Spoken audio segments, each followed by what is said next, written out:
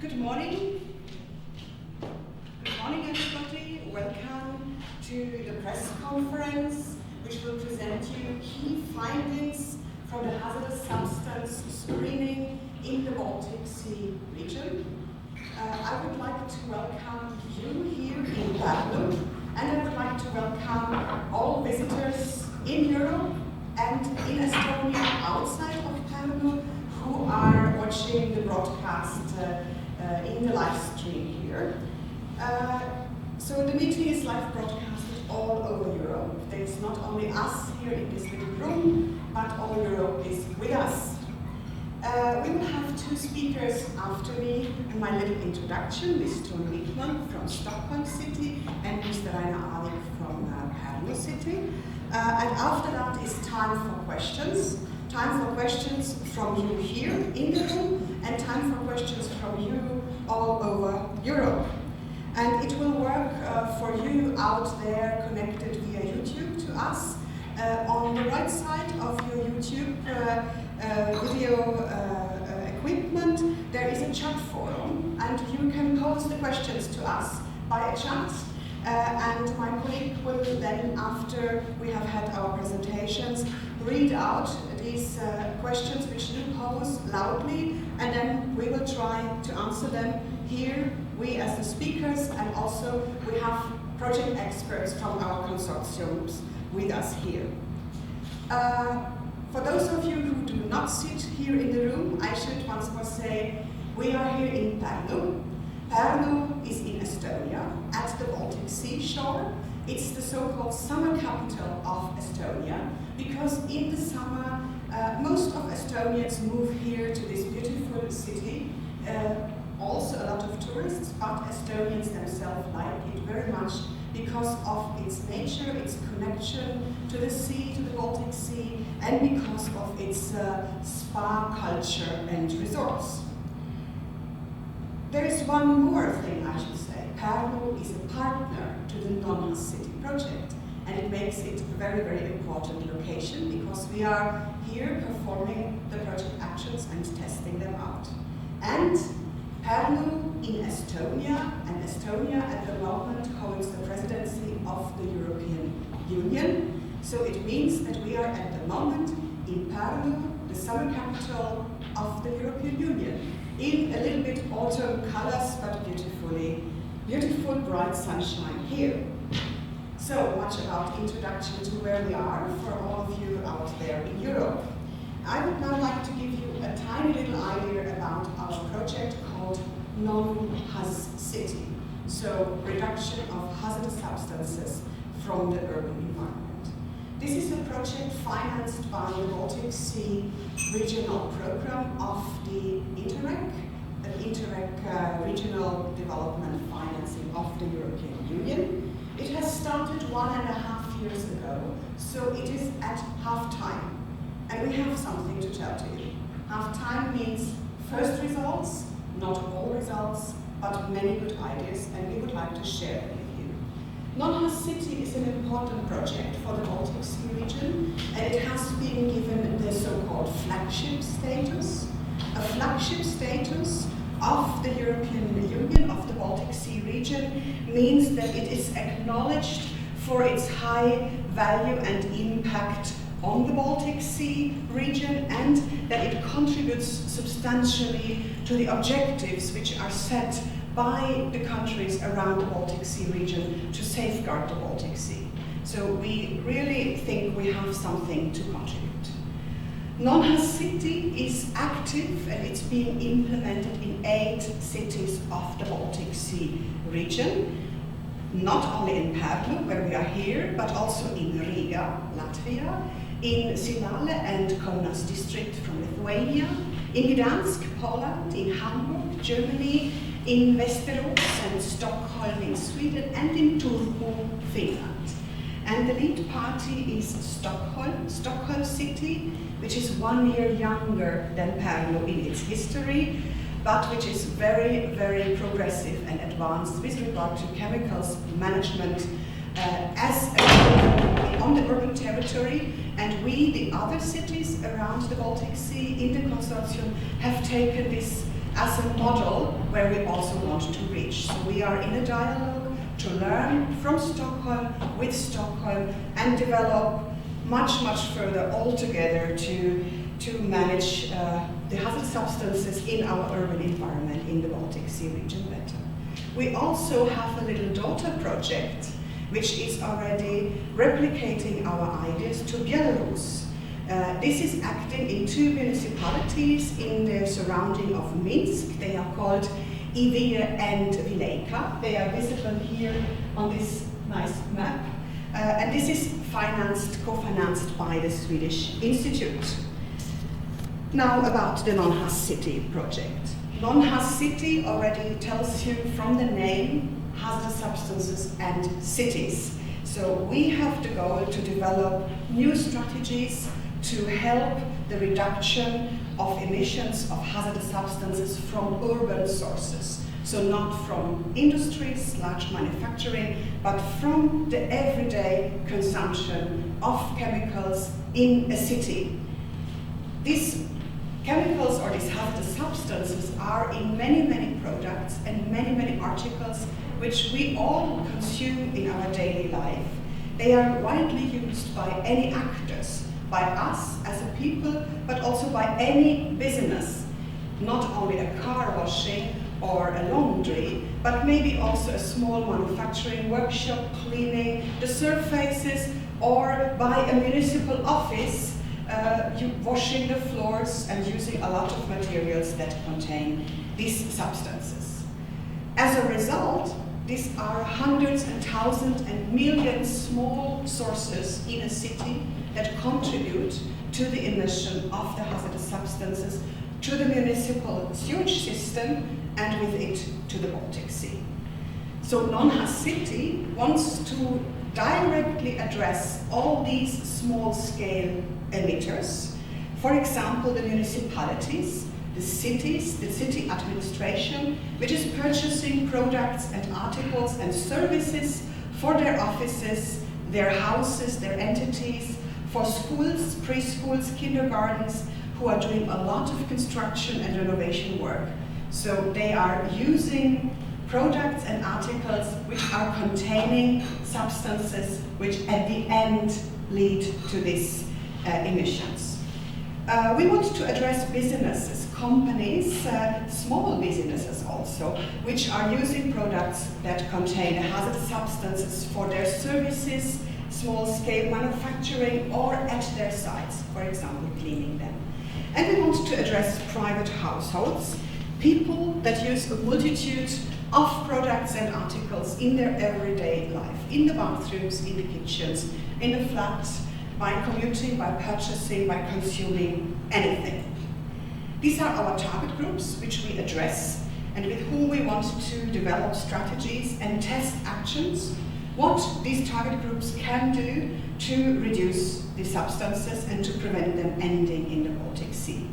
We are performing campaigns addressing the inhabitants of Pärnu, Riga, Kaunas-Šilalė, Gdansk, Hamburg, Västerås, Turku, and Stockholm. We do pilot actions with businesses, and all these municipalities are developing strategic chemicals action plans to think about how in their scale, in their town, they can reduce the chemicals, and they will test pilot measures in the frame of the projects.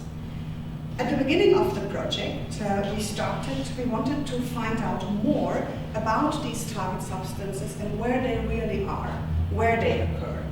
And we had information from Stockholm about substances in water from their regular city monitoring, and we wanted to verify this, if this is the case also in the other cities. So we did a substance screening and source tracking activity, and the findings from that we would like to present to you here. They will be presented by our project manager, Tony Wickman from Stockholm City, and then we will get one level more concrete. We will go, and Rainer Avik, the deputy mayor from Pärnu City, will draw conclusions from this for Pärnu City.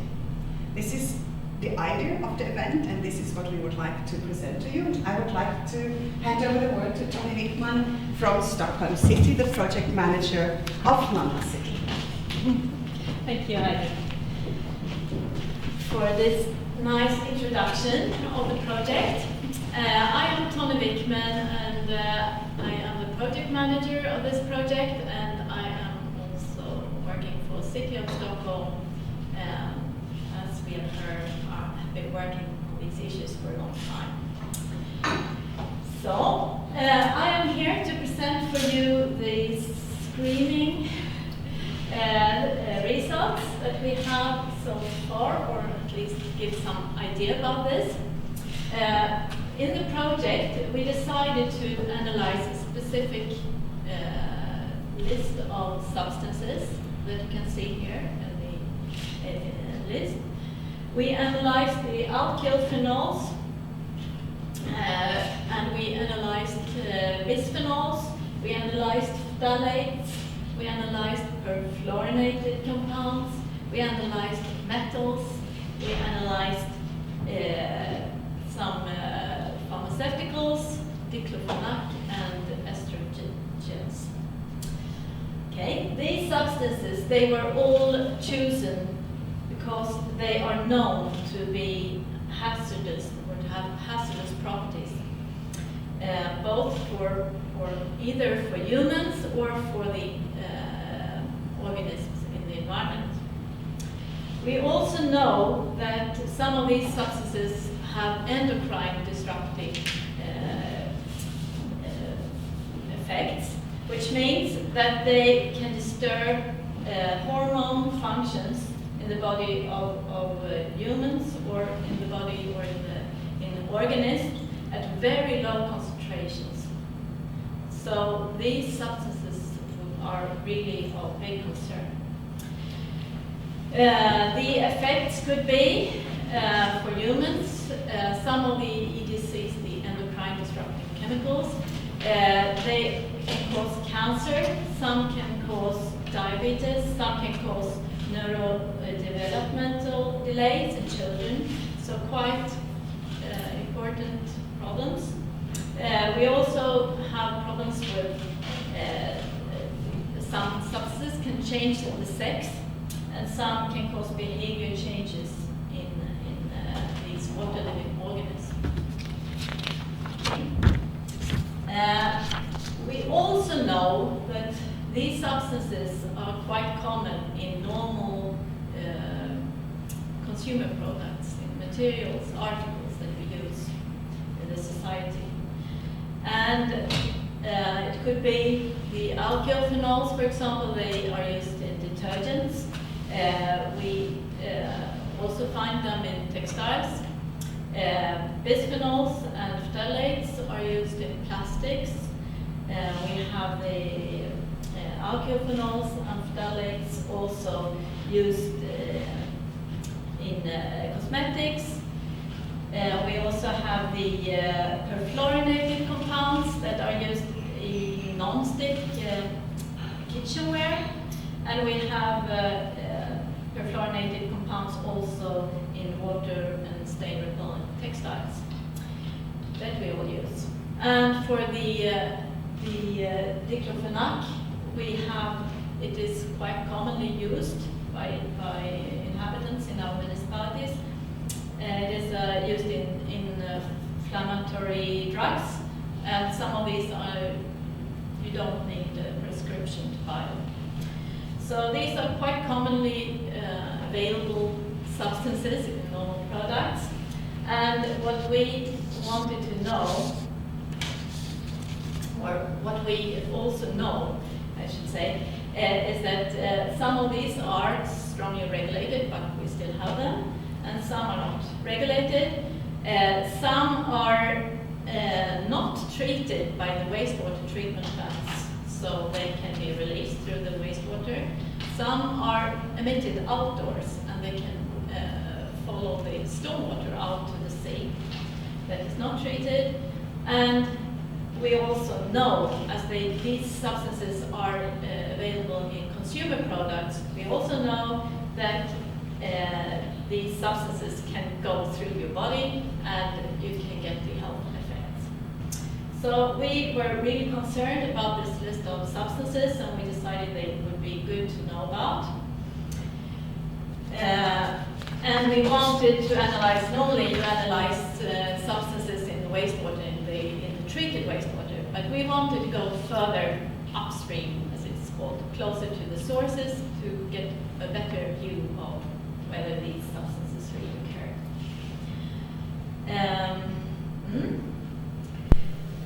We wanted to, we decided to analyze these substances both in areas where we have inhabitants living, so in domestic areas, but also in industrial areas.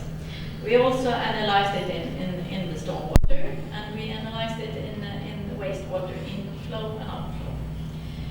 And we did this in the municipalities Turku, Pärnu, in Riga, in Chilale, in Kaunas, and in Gdansk.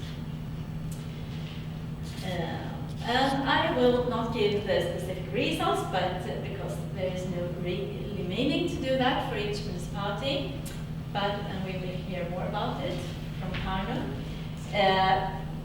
But our findings are that these analyzed substances, they are found in all municipalities. They are found in all kinds of the untreated wastewater samples, sludge that we took.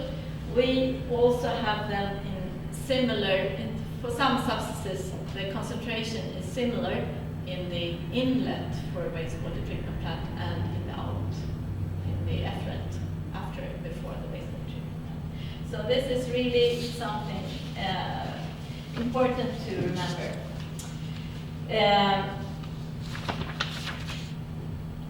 We can also say that we need to focus on all uses. We can't just focus on the industrial sources, which are the old-fashioned way to work with this, because we can't use the traditional tools. It's clearly we can't use supervision and limit values because they are used so frequently and in small scales, and by all of us. And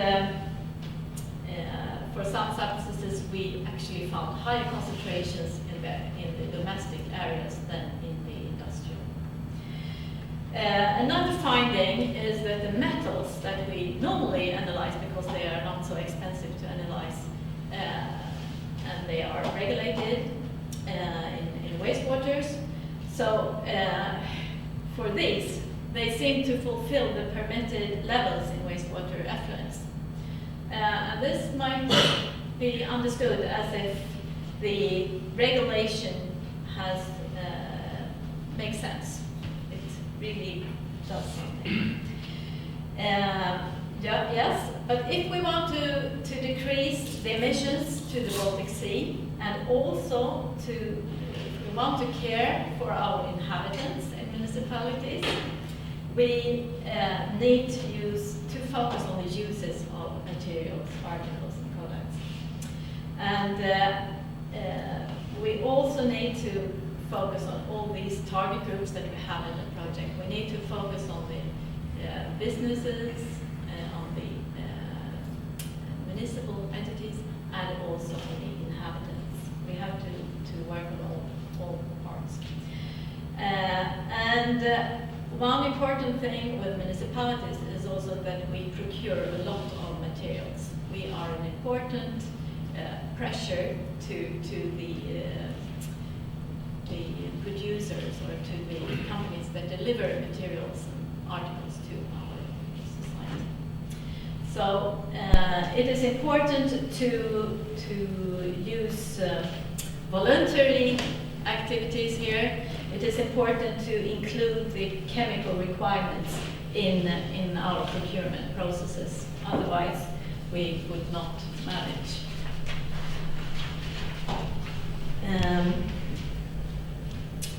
We also need to make this work strategic. It could be good to start with the easiest actions and maybe the least expensive actions, because there are actually such actions that can be made. We also can then continue. When we manage the easy one, the least expensive, we can continue and use more or go further to the more challenging. We think that our role is to motivate for action, but we also need to support a lot for this change as a municipality.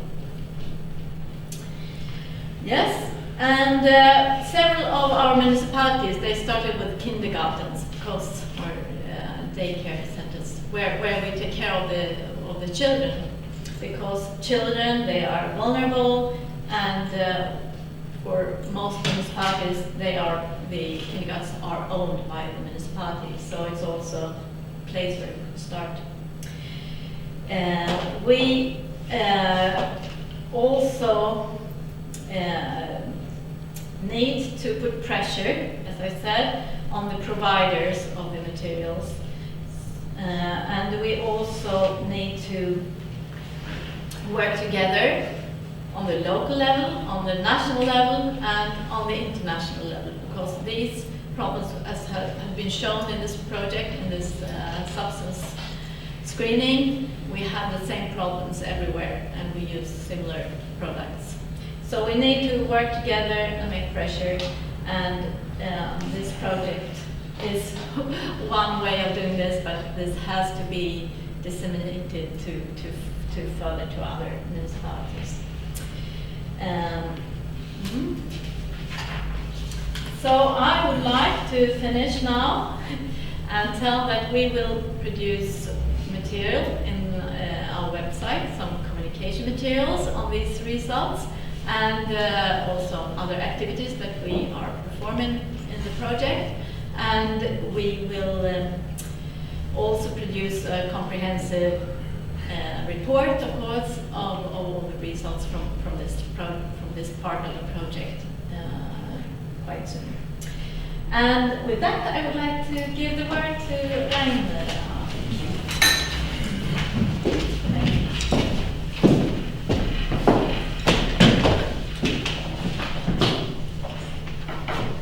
Thank you. Pärnu is actually very happy to be part of the NonHazCity project, and as I know, it's a 3-year project, so it's not just one thing you do. It's a systematic approach to decreasing the kind of hazardous waste in the everyday environment. Pärnu Bay was actually quite heavily polluted in the 90s, but only in 10 years' time we managed to get the blue flag for our beach. So we come from quite, let's say, difficult time, but now Pärnu is really clean, really nice. We are very famous for the green areas and the sandy beach, and Pärnu is also very different in that way that in winter time we have a population of just over 40,000, but in summertime the population can go up to 100,000 people. So we are in a different situation than most of the cities that are in this project. We have to say that the healthy and clean environment is very important to us. So this project is a good opportunity to point out new aspects which affect our living environment. This project gives us knowledge about current situation and hazardous substances, so we can start discussions about them and start raising awareness. Luckily, we are in the project of Stockholm, who has done a great job in that field especially, and we hope we can use your knowledge to really make a difference. But to talk more about the project, 20 samples were collected from 15 points all over Pärnu. You can see the points on the screen as well. And hazardous substances were unfortunately found practically everywhere. In stormwater from the companies, in the shopping mall area, in the sewage water from industrial and residential areas. And similarly to the sampling in the other cities in the project, The results show that emitters of hazardous substances are not only industries, but equally different companies and inhabitants. This is quite interesting knowledge that widely used everyday goods contain hazardous substances which are harmful for our health and environment. All investigated hazardous substances, some of them in high or moderate concentrations, were found in sewage water. Unlike other sampling areas in Pärnu, samples were taken from hospitals, bars and car washes. Results verified our doubts that these places can be point sources for several different hazardous substances. Analysis also showed that there are some substances characteristic to industrial sources, and those were found mostly from industrial area. So for conclusion, it's obvious that hazardous substances concern all of us, and everyone should be the part of the problem solution. Thank you. Yeah, thank you very much, Rainer and Tony. So we are here ready to answer questions from you, who maybe have some of them from the local journalists and people, and also from you all over Europe and Estonia. And if you have some issues, you could maybe post them in the chat forum, and then we will get to hear them and try to answer them. So is there something what you would like to question or ask or challenge or clarify?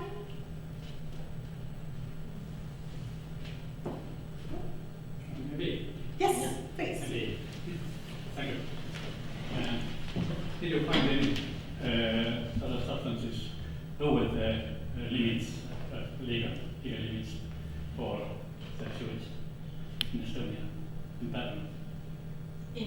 For the metals, Metals and others also. yeah. All these for the metals, there are limit values for some metals in the wastewater for the outlet, and we seem to manage quite well with the metals.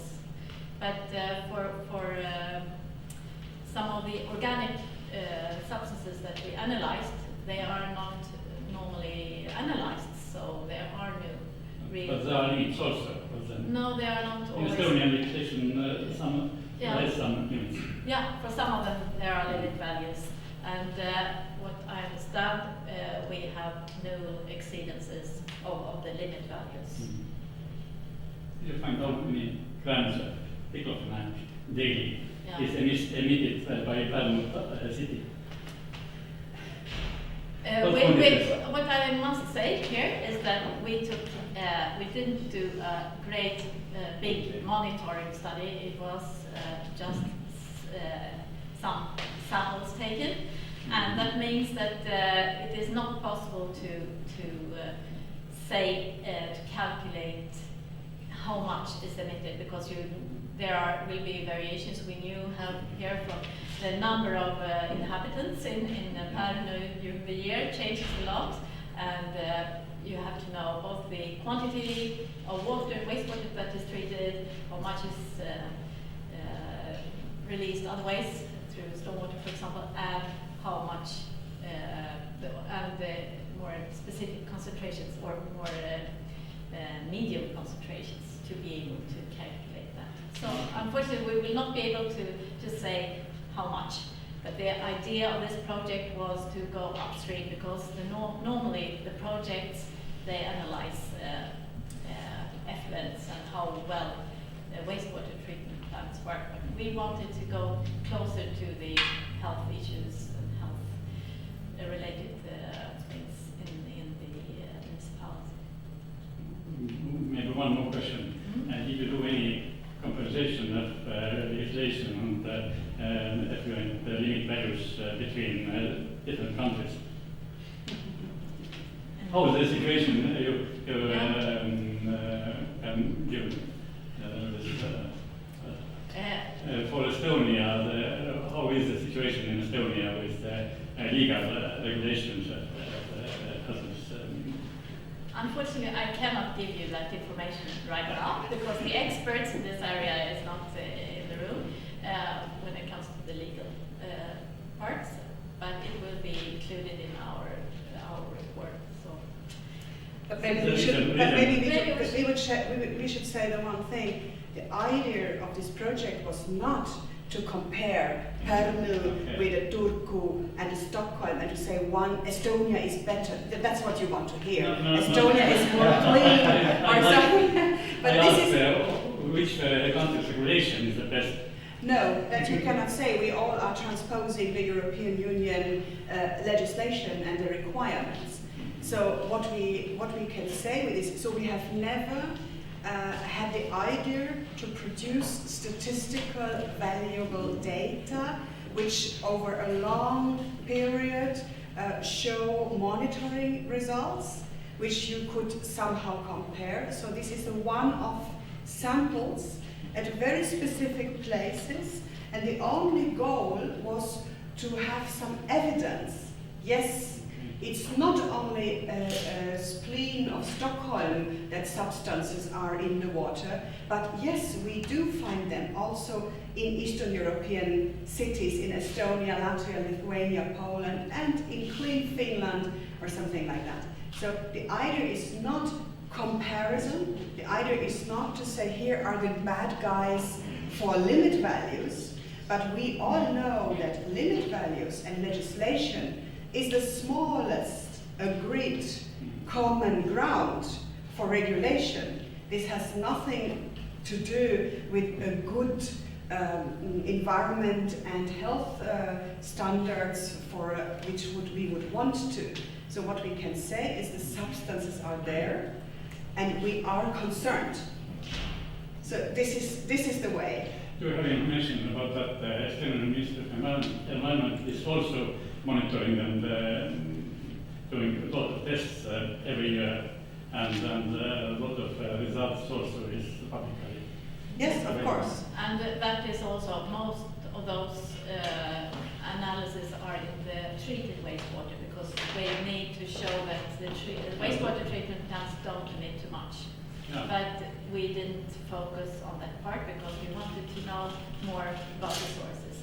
And the reason was both that the wastewater treatment plants don't always manage to treat these substances. They go either through or they are in the sludge, and we use the sludge. Yeah, so ways to go. Yeah. So what this project is about is to go upstream and see, can we do some measures to minimize the emissions to the wastewater treatment plant, and through that also minimize the emissions from the treatment plant. And the project was looking at some organic substances which are usually not monitored by standard monitoring programs. Yeah. So it is an added value information. Mainly let's monitor the metals and Exactly. and some simple organic materials. But yeah, it is very important. And what's for future? Maybe this organic material substances are most important. That is a very good point. We think that these substances... Microplastic, for example, also is public at the moment. Yeah, microplastics is another area of focus for actually other projects too, but it is an issue to focus on these organic substances and a lot of problems that we didn't focus on earlier. Maybe last question about do you think city level is the most suitable for to influence the household consumer manners and the number or the level of emission of other material? Or the state or national level might be more powerful to do anything in this field? It's not about power. I think it is about in a city, in a territory, are not only industrial actions, but there is everyday's life. So this project has proven previous assumptions also from previous projects in the Baltic Sea region and Europe that it's not only the industries which are polluting our waters with hazardous substances. A large amount is coming through the municipal sewers, and it is coming from people at homes, in the streets, but also from a lot of small-scale uses which are far below having the need to have an industrial wastewater permit, like a car washing or a little laundry or a hairdresser. A hairdresser is using really hazardous substances, and they just go into the just normal house sewage into the sink when washing hair or spraying or coloring. And so these are so small applications, and a lot is washed by cleaning. So cleaning, it's not the cleaning agent necessarily, but cleaning dusts and cleaning from activities, it all washes into the canalization. And for us it is very important to show that urban life produces such kinds of hazardous substances. And it's not so easy to say to the one, oh, you are exceeding a limit value, because you, one, are so small. Yeah. And this is important, and this is what we try to address. I think For you as a... I think that the municipal level definitely is kind of an important layer, but that's still not enough. We still have to go a lot like lower and lower, closer to people, I would say. The NGOs have to take kind of responsibility in really stressing why is this important, because the municipality has a lot of things to do. But if there's a kind of a dedicated NGO or a kind of private sector, let's say a company who thinks that this is really important, they have a lot more influence on people than a municipality. It can be the case, and we also have seen that a lot of companies, businesses start to work on this, or they are really interested in the issue. And so we need to not only cooperate with other municipalities, we need to cooperate maybe with the NGOs, we need to cooperate with businesses, but we also need to cooperate further up to get more legislation That is the on the national level. So we need to work on all levels. And one more thing, Tony, you always proclaim a municipality is managing a lot of places where people are, especially where children are. Maybe you can say a bit about the Stockholm ideas of kindergarten, preschools, this, what you do there and why with regard to the hazardous substances. Yeah, but we are, for example, checking in the preschools what materials they have, what products, if they have mattresses that they sleep on, and these mattresses contain some phthalates, for example, or flame retardants, and we want to get rid of those. Or we want them to check what toys is in the preschool. And the thing is that actually the people working in the preschools and also the parents for the children, they learn about this through these activities that are made in the preschool, and they bring it home. So that is also a way to reach the inhabitants. Okay, thank you. It's very important to have some. And I'm representing Fire Water Company also in the Palmöre Basin and City. And also Estonian Waterworks Association. Thank you. Thank you very much. Do you have something to ask or to clarify? Yes, please. Well, is it possible that in the near future there's going to be changes in the city's development plan based on the screenings results or a project NonHazCity? I mean, like directions for procurement, etc. I think it would be wise to use the results of the project in making the city development plans. So we are renewing it just next year. I think it should be a question that should be put in the long-term plan as well. So the answer is yes. That was a short answer, but something to add? Yeah, I just want to, as Stockholm is involved in this project and also been working a long time, we really, one important thing in Stockholm has been to include these questions in our environmental program that we all people working basically thinking for. So include these in the plans. So we look forward to the campaigns in the Perno kindergartens in the future, maybe. Something more to ask, or are there some questions from Europe? Then we would, in principle, finish this press conference, say goodbye to Europe. Thank you for listening to us.